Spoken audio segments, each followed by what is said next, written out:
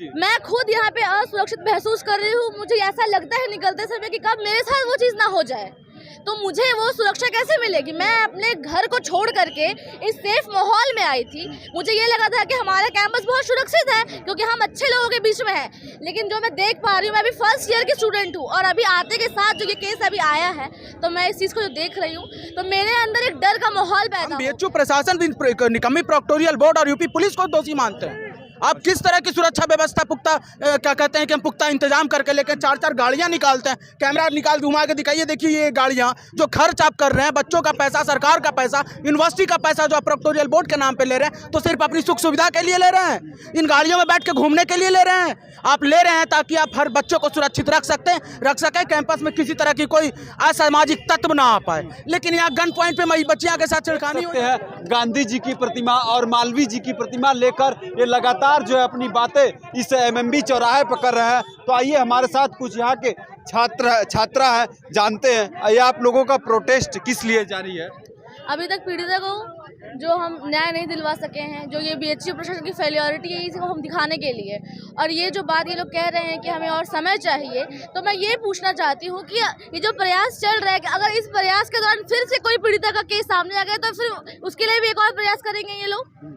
तो क्या है ये एक प्रशासन का क्या कह सकते हैं, फेलियर है ना ये प्रशासन पूरा तरीके से जो है जी। जिस तरीके से यहाँ पर जो है पीड़िता के लिए लगातार न्याय की आवाज उठ रही है, वही विश्व जी। मैं खुद यहाँ पे असुरक्षित महसूस कर रही हूँ। मुझे ऐसा लगता है निकलते समय कि कब मेरे साथ वो चीज़ ना हो जाए, तो मुझे वो सुरक्षा कैसे मिलेगी। मैं अपने घर को छोड़ करके इस सेफ माहौल में आई थी। मुझे ये लगा था कि हमारा कैंपस बहुत सुरक्षित है क्योंकि हम अच्छे लोगों के बीच में हैं, लेकिन जो मैं देख पा रही हूँ, मैं अभी फर्स्ट ईयर की स्टूडेंट हूँ और अभी आते के साथ जो ये केस अभी आया है, तो मैं इस चीज़ को जो देख रही हूँ, तो मेरे अंदर एक डर का माहौल पैदा हो गया है। इस घटना को लेकर आप किसको दोषी मानती है, किस तरीके से इस घटना को देख रही है। दोषी किसको मानेंगे, हम कहाँ हैं बीएचयू में कैंपस में, तो जो इससे जुड़े हुए लोग हैं, जो प्रशासन के लोग हैं, वो उनकी फेलियरिटी है ये, और दोषी कौन होगा। क्या आपको लगता है कि बीएचयू जो प्रशासन है वो इस केस को दबाने में लगा है, या अपनी फेलियर को वो सामने नहीं लाना चाह रहे हैं कि वो इन सब चीज़ों में पीछे रह गए हैं। ये तो वो ही बताएंगे कि वो कुछ बता ही नहीं रहे, यही तो बड़ी बात है ना, वो अपनी चुप्पी तोड़ ही नहीं रहे। जब तक वो चुप्पी तोड़ेंगे नहीं तो सच कैसे सामने आएगा।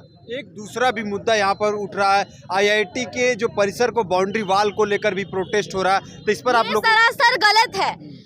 क्या आईआईटी अपने साथ बीएचयू का टैग नहीं लगाती है या नहीं। सब कहते हैं कि हम बीएचयू आईआईटी बीएचयू से हैं, तो वो जो बाउंड्री वॉल लगा देगी तो इसका मतलब तो वो बीएचयू से अलग हो गई ना, कट गई, तो फिर कैसे कहेगी वो बीएचयू से है।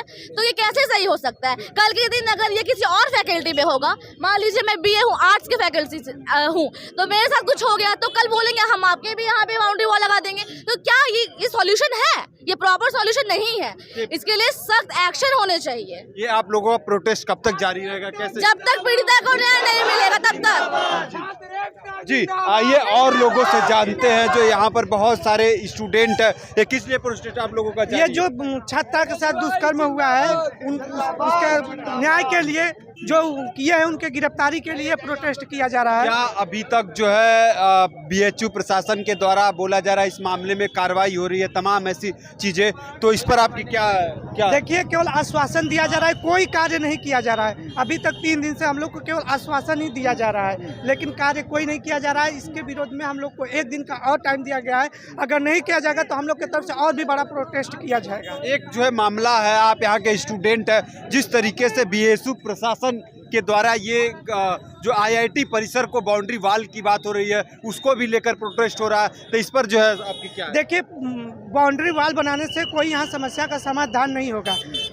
अगर ऐसे ही सारी फैकल्टी कहें कि हम ऐसे होता रहेगा तो कहेंगे कि हमारे यहाँ बाउंड्री वॉल बनाइए, सब तो ये विभाजन हो जाएगा बीएचयू का। मालवीय जी क्या बीएचयू को इसीलिए बनाए हैं कि एक दिन सबका विभाजन हो जाए, इसलिए कोई समाधान नहीं है इसका।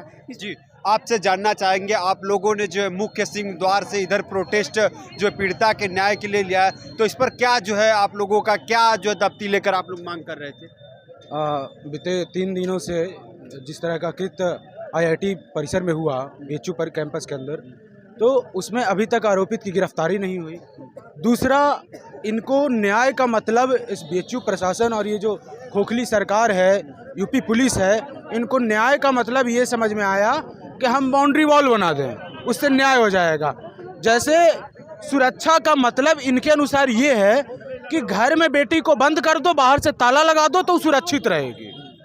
भाई सुरक्षा का मतलब ये होना चाहिए कि वो आपकी बेटी, आपकी बहन फ्री महसूस करे, फ्रीली घूमे कैंपस में, और फिर भी उसके साथ कुछ ना हो, आप ये इंश्योर कराइए, तब वो सुरक्षा का मतलब हुआ। सुरक्षा का मतलब ये हुआ कि घर में बंद कर दो, बाहर से कबाड़ी लगा दी और ताला मार दिया। क्या ये सुरक्षा तो नहीं क्या होता। आपको लगता है कि इसमें जो घटना हुई है पीड़िता के साथ, किसको दोषी मानते हैं? हम बीएचयू प्रशासन, निकम्मी प्रोक्टोरियल बोर्ड और यूपी पुलिस को दोषी मानते हैं।